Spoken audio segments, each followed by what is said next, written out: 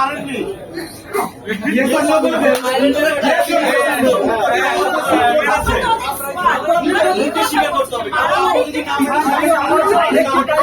আমার নাম ভেঙে আরেকজন থেকে টাকা নিয়ে ইয়ে করবে সিনেমার জন্য আমি এক্সট্রা ইয়ে দিচ্ছি, আমি শুট করতে এক্সট্রা পেমেন্ট দিচ্ছি, পেমেন্টের বাইরেও আনইথিক্যাল আনপ্রফেশনাল একটা কথা, সেটা তো আমার সঙ্গে আমরা দুইটা থেকে বিবেচনা করি। একটা হচ্ছে প্রথমত তার যথেষ্ট ভুল হয়েছে, সে আপনার নাম বলে সে টাকা নিয়েছে বিভিন্ন জায়গায়। আপনি এখনো সে ভুলভাল কথা বলছে, শান্তি না মাছ থাকা যায় না।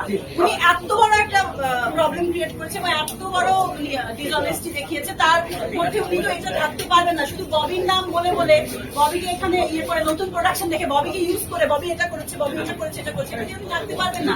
উনি থাকতে পারতেন আমাকে এখানে মিস ইউজ করে আমার নামে বদনাম করে রাখতে পারতেন যদি সিনেমাটা প্রপারলি বানাতেন। কেন ও তো ওই গানটা এবং আরেকটা গান রিলিজ করেছে,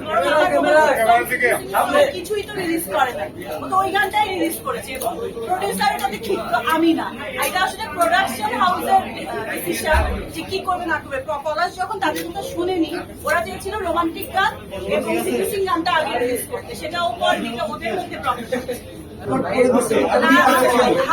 ওইটা হচ্ছে নিকেতনে প্রডিউসারের নিজের বাসা, ঈদের দ্বিতীয় দিন নিকেতনে প্রডিউসারের বাসায় যে আপনি দাওয়াত ছিল এবং আসলে দাওয়াত না, এটা নিয়ে একটু ডিসকাশন ছিল। পারেননি।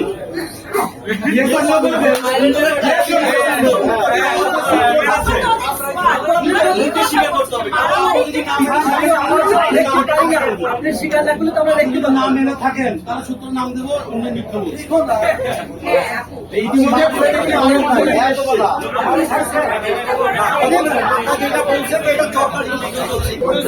ওরা কিন্তু খুবই ডেসপারেট, ওরা সব বলে দিল। বৃষ্টির জন্য এতক্ষণ জামে একটা জোড়া কিন্তু পড়ে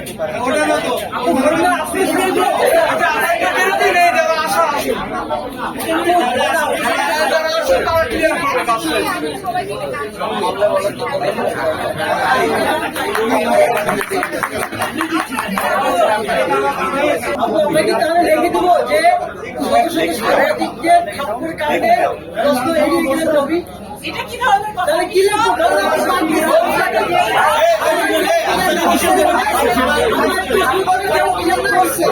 আমরা পাইনি। সংবাদ, ফিচার ও অনুষ্ঠানের জন্য ভিজিট করুন সংবাদ প্রকাশের ওয়েবসাইট এবং যুক্ত থাকুন ফেসবুক পেজ ও ইউটিউব চ্যানেলের সঙ্গে।